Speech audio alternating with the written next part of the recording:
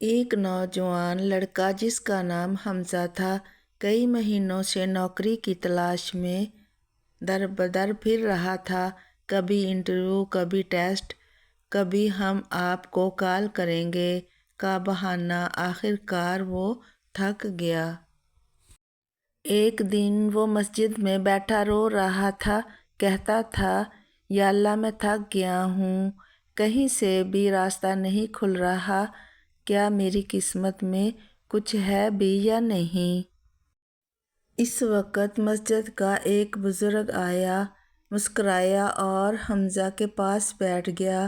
اس نے کہا، بیٹا، اللہ دروازے تب بند کرتا ہے جب وہ بہتر دروازہ کھولنا چاہتا ہے۔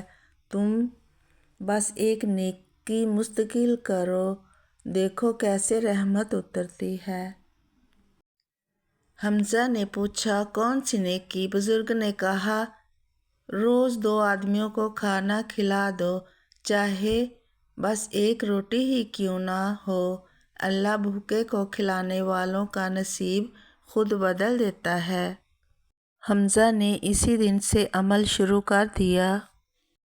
دن گزرتے گئے، عمل جاری رہا، لیکن نوکری ابھی بھی نہیں ملی تھی۔ ایک دن حمزہ نے تھکے ہوئے لہجے میں دعا کی، یا اللہ، میں نے تیرے بندوں کا پیٹ بھرا ہے، میرا دل بھی بھر دے، میری زندگی بھی بدل دے۔ اگلے ہی دن کچھ عجیب ہوا۔ حمزہ ایک کمپنی میں سی وی دینے گیا۔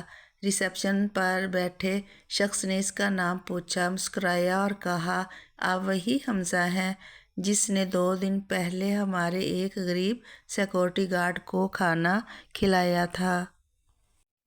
آپ کی نیت، آپ کی خیر خواہی ہمیں پسند آئی، نوکری آپ کی ہوئی۔ حمزہ کی آنکھوں میں آنسو آ گئے۔